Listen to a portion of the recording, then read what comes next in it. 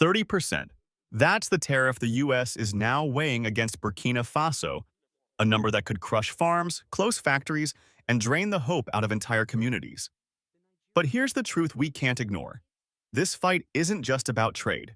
It's about dignity, about whether the sweat of a small nation can be wiped away by a signature thousands of miles away. And the most unexpected part? President Ibrahim Traoré didn't just watch it happen. He went straight to the source and called Donald Trump himself. I'm Traoré, and this is Africa Unfolded, where we cut past the noise to show you the stakes behind the headlines. Before we dive in, I want you to think about this. If a single decision overseas could take away your paycheck tomorrow, would you fight, pivot, or walk away? Drop your take in the comments. You might be surprised how many people here share your story. To our friends in the US, you've seen how the price of food, gas, even housing can shift because of global moves far from home. This story is one of those moves. Only now, the ripple starts here. And if we're going to understand how this moment unfolded and why it matters more than it seems, we have to start at the very first call that set everything in motion. A president doesn't just pick up the phone and call Donald Trump unless the stakes are high enough to shake an entire nation. That's exactly what happened in Ouagadougou.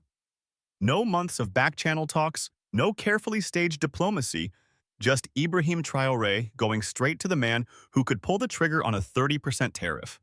The news alone is jarring. 30% slapped on Burkina Faso's exports to the US, threatening cotton, agriculture, and textile industries that keep hundreds of thousands employed. But here's where the contradiction bites. Washington has spent decades preaching free trade to Africa, only to slam the door the moment the playing field starts to even out. Before this, AGOA, the African Growth and Opportunity Act, was a rare bright spot. It gave nations like Burkina Faso a fighting chance. Duty-free access to the US market, a path to grow jobs and pull communities out of poverty. Farmers saw their fields bring more than survival. Seamstresses saw their work cross oceans. Kids saw their parents come home with hope, not just paychecks. Now picture that same scene, but in reverse. A farmer forced to sell cotton for half its value locally. A textile factory running half empty because orders vanished overnight. For some families, it would take just one bad season to lose the house, the land, the future. So here's the gamble. Traoré could stay quiet, hope for mercy, or confront Trump directly, knowing the conversation could just as easily harden the White House's stance. Most leaders avoid that kind of risk. Most, but not all. According to political observers, direct challenges can backfire, but they can also shift the tone in ways no memo ever could. It's the same calculation Americans know in their own lives. Do you confront the boss about a policy that could cost you your job? Or keep your head down and hope it blows over? Either way, you're betting on a future you can't fully control. And this isn't just Burkina Faso's loss if the tariff goes through. The US loses a stable trade partner in a region already under pressure from conflict. Stability has a market value too. Once it's gone, rebuilding it costs far more than any tariff revenue. Traoré's call wasn't polite small talk. It was a test of whether a small nation could demand fairness without being dismissed. The real question now isn't just whether the tariff will be imposed.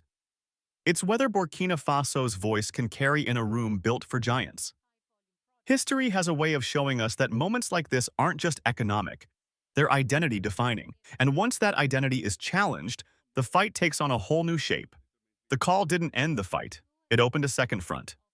Hours later, reactions began pouring in. In Washington, aides framed the tariff as necessary leverage. In Ouagadougou, the mood shifted from cautious optimism to quiet anger. The irony? Both sides claim they're protecting their people, but one side's gain comes from the other's loss. The facts are hard to argue with. A 30% tariff would wipe out much of Burkina Faso's competitive edge in the US market. Cotton prices would drop at home, textile exports would stall, and foreign currency reserves, the oxygen for imports like fuel and medicine, would shrink fast. But economics alone doesn't tell the whole story. Once trust in a trade partner cracks, the damage spreads far beyond the balance sheet.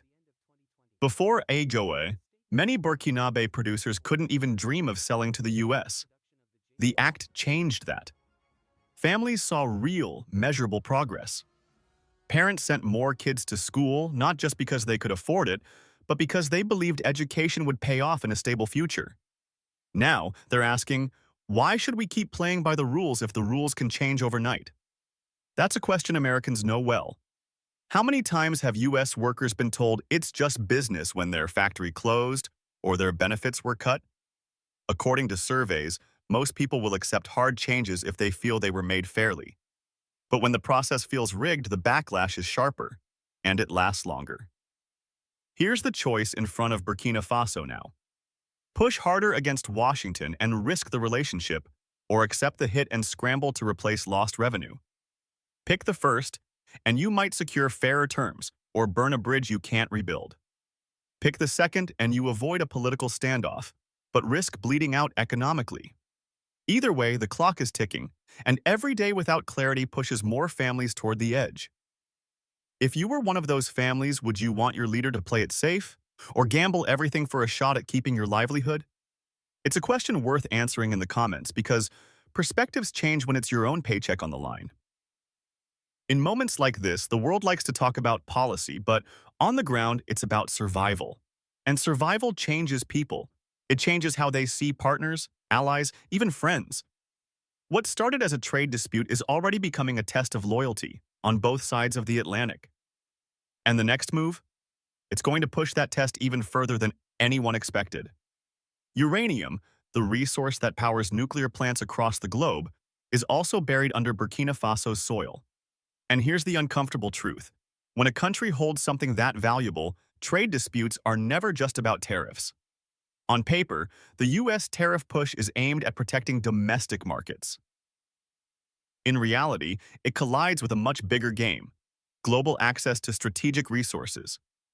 If the US cuts Burkina Faso's economic lifelines today, it risks pushing those same resources toward competitors tomorrow. That's not speculation. History shows it. From oil in the Middle East to rare earth minerals in Asia, economic pressure often forces smaller nations to pivot alliances. Before the tariff threat, Burkina Faso's trade balance with the US was modest but stable. Cotton and textiles led the flow out. Finished goods and machinery came in. The uranium stayed mostly untouched, a reserve for the future. But once survival is on the line, the future stops being a long-term plan and starts being the next paycheck. For ordinary citizens, the shift is more visible than any commodity chart. It's in the markets where imported fuel prices creep higher each week. It's in the fields where farmers debate planting less cotton and more food crops they can sell locally. That's the before and after picture. A community once growing for export, now calculating how to stay afloat at home. And here's the paradox inside the paradox.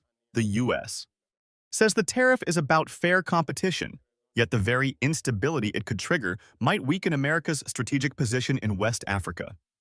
Destabilize the economy, and you open doors not just to poverty, but to rival powers eager to step in with their own trade deals. Most Americans would never gamble away influence in a key region over a short-term trade dispute. But policy isn't always shaped by the habits of everyday people. It's shaped by leverage, and leverage can be blind to collateral damage.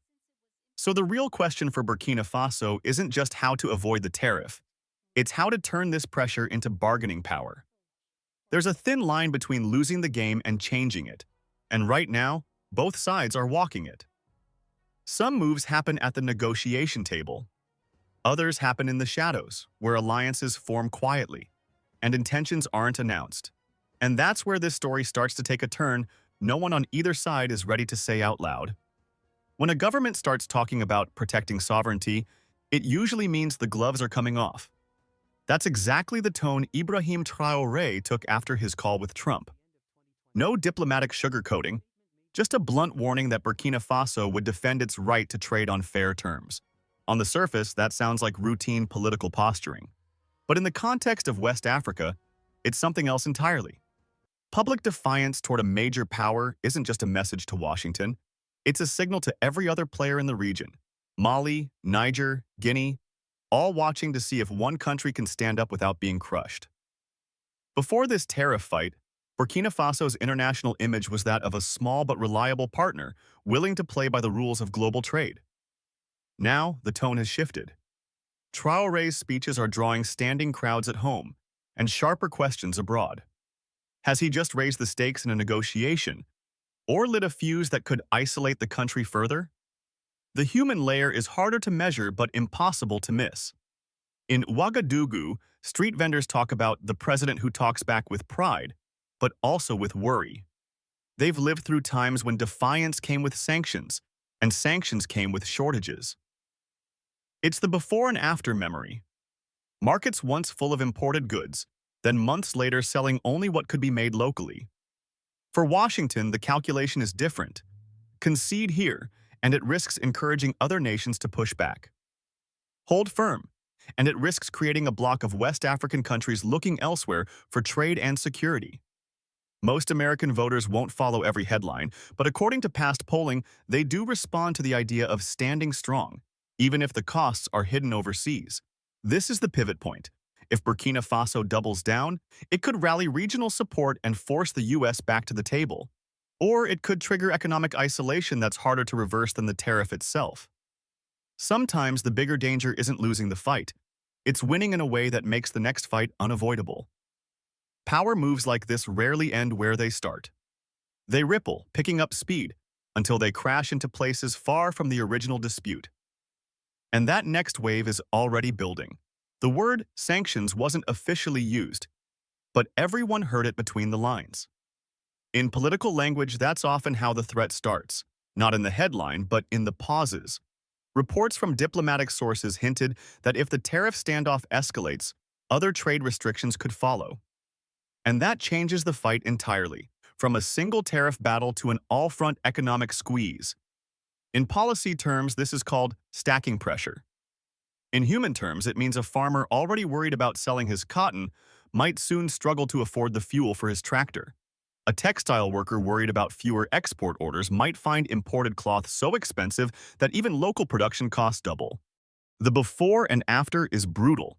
A market where shelves carry variety one month, then a market where options vanish the next. Burkina Faso has seen versions of this before. In the early 2000s, regional disputes led to temporary border closures, and the shock waves hit hardest at street level, not in government offices. That's the twist inside this standoff. The more leaders dig in, the more ordinary people end up paying the bill first. From Washington's point of view, the logic is simple. Make the cost of resistance higher than the cost of compliance. From Ouagadougou's point of view, that logic feels like punishment for refusing to play a rigged game. Most Americans, if you asked them directly, would agree that competition should be fair, but many also support tough policies without seeing how those policies land thousands of miles away. The choices now are narrowing.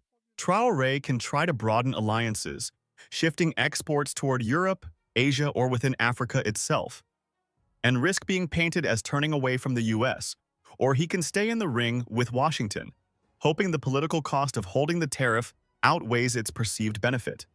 Either path carries a price. One risks losing a partner, the other risks losing the fight. And underneath the public speeches, the private conversations are sharpening.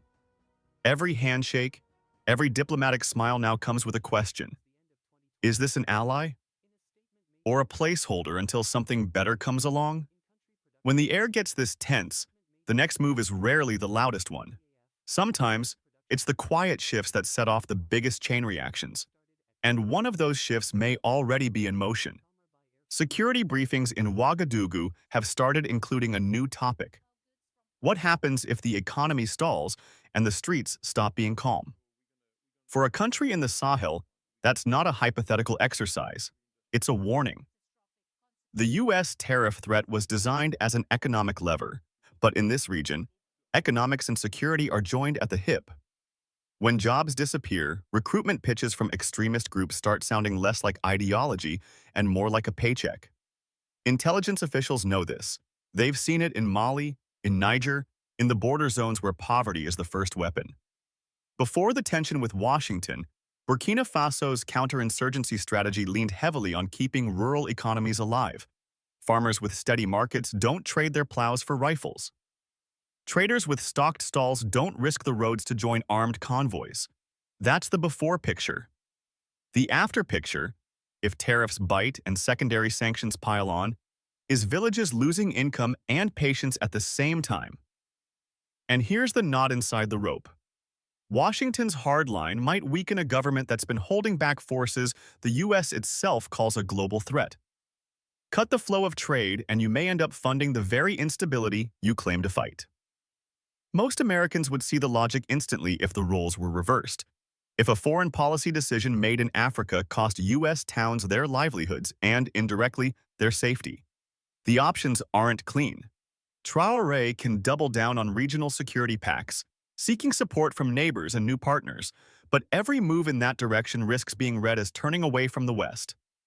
Or he can bend on trade to keep security funding and cooperation intact, but that means conceding on the very sovereignty he's been defending. Either path changes not just the economy, but the country's security map for years to come. In political speeches, these choices sound abstract. On the ground, they're measured in whether a farmer still has a harvest, whether a school stays open, whether a road is safe to drive after sunset.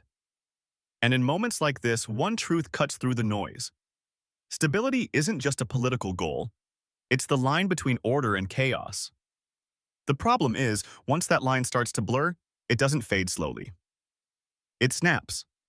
And right now, the pressure building in this standoff is pulling hard on every thread holding it together. Trade disputes don't usually end with military briefings, but this one has started to blur those lines. Behind closed doors, advisors are warning Traoré that the tariff fight could evolve into something far beyond economics. Once a conflict shifts from the market to the map, every decision carries a new kind of risk. On paper, Washington's move is about trade fairness. In reality, the timing overlaps with a surge of geopolitical maneuvering in West Africa. Russian envoys have been making more visits, Chinese investment offers are surfacing, and regional blocs are debating new economic alignments. If Burkina Faso feels cornered, the door to alternative partnerships isn't just open, it's being held wide by players eager to weaken U.S. influence. Before this standoff, the country's foreign policy was balanced: trade with the West, security cooperation where needed, and cautious exploration of other alliances. That balance kept multiple channels open. The after picture, if this fight hardens, could be a pivot, not gradual, but abrupt, toward partners less concerned with Western approval.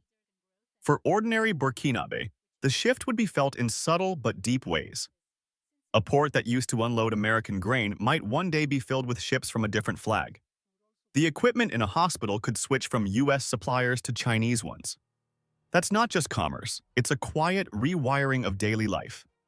And here's the layered risk. Once a country changes its supply lines and security networks, it rarely snaps back to the old system, even if the original dispute is resolved. Most Americans know this in personal terms. Change your bank, your internet provider, or your job, and you don't go back just because the old one finally offers a better deal. The cost of switching isn't just financial, it's a shift in trust. From Traoré's side, the choice now has less to do with tariffs themselves and more with leverage in a crowded chessboard. From Washington's side, the choice is between holding a hard line to set precedent or recalibrating to avoid pushing a partner into a rival's camp. Either move has a price tag, and either move will be watched by every nation considering its own options. In public, the speeches are still about cooperation and mutual respect. In private, the question has already changed. Who will Burkina Faso be standing next to when the dust settles? And as that question hangs in the air, the first signs of a deeper realignment are starting to show. Some standoffs end with a handshake, others end with a quiet shift that nobody admits was the plan all along. As the tariff clock ticks, neither Washington nor Ouagadougou has blinked. But beneath the official statements, both sides are testing how far the other is willing to go. And that's where the real outcome is being decided, not in front of cameras, but in the spaces between them. On the record, U.S. officials still frame the tariff as a matter of trade fairness. Off the record, analysts admit that letting Burkina Faso walk away without consequences could embolden other nations. In Ouagadougou, the message is equally layered. Resistance isn't just about economics. It's about proving that small nations can't be strong-armed into compliance. The risk? If neither side yields, the fight may reshape alliances in ways that can't be undone. Before this confrontation, Burkina Faso's path forward seemed predictable. Gradual economic growth, deepening ties with established partners, slow but steady improvement in living standards. Now, the after picture is open-ended. It could be a future of greater independence and diversified partnerships, or a harder road marked by economic strain and geopolitical isolation. For the people living through it, these aren't abstract policy shifts. They're felt in grocery prices, in job security, in the unspoken tension when two neighbors talk politics at the market. Most Americans know this pattern. When national policy makes local life harder, it's not the headlines that hurt first, it's the daily choices. Do you cut back, adapt, or take a risk to change your situation? Every major decision now carries a shadow cost. Push forward, and Burkina Faso may claim a moral and political win that inspires others. But lose some stability along the way. Pull back, and the economy might recover faster, but at the price of accepting a precedent that could be used against them again. Either way, the moment will define more than a single trade deal. And as the final plays take shape, one thing is certain. The outcome won't just be written in government communiques. It will be told in the stories of farmers, factory workers, paupers, traders, and families. The people whose lives measure the true cost of political decisions. If this moment says anything to the world, it's that power isn't only about who can impose a policy, but about who can endure its consequences. What would you endure for the chance to protect your future? Let me know below, because the next chapter of this story might not be written by leaders at all, but by the people living with what they decide. Some stories end when the deal is signed. This one will keep unfolding long after the ink dries, no matter which way it goes. That's the reality of a tariff fight tied to sovereignty, resources, and alliances. Even if the 30% tariff is dropped tomorrow, the trust ledger between Washington and Ouagadougou won't return to zero. On paper, it's a clash over percentages and market access. In practice, it's a test of whether a small nation can push back against a global power without losing its footing. The before picture was predictable growth and steady partnerships. The after picture, whichever version we get, will carry the marks of this confrontation. For the people living through it, the fight has already changed things. Conversations about trade now mix with talk of security and independence. Market vendors discuss tariffs alongside fuel prices. Farmers debate planting decisions based on politics, not just weather. Most Americans have lived a smaller version of this. When a policy passed far away forces changes in your own kitchen, your own paycheck, it's a reminder that politics is never just politics. It's the texture of daily life. If Traoré holds his ground and wins concessions, Burkina Faso may gain more than a trade advantage. It may gain a regional reputation for standing up. But if the pressure bites too deep, the loss won't just be in exports. It'll be in the stability and opportunity that take years to rebuild. And that's the real wager here. Gain dignity, but risk comfort, or keep comfort and risk dignity. This chapter isn't over, and its ending won't be written by one man or one office.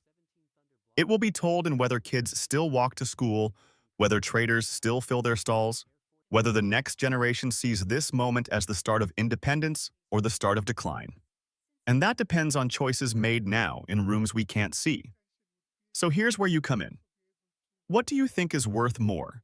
Securing the deal at any cost, or holding the line no matter the risk?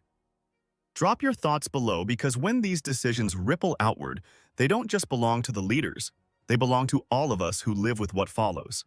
And if you want to follow how this story unfolds next, hit subscribe, like, and share, because the next time the balance tips, you'll want to see which way it falls.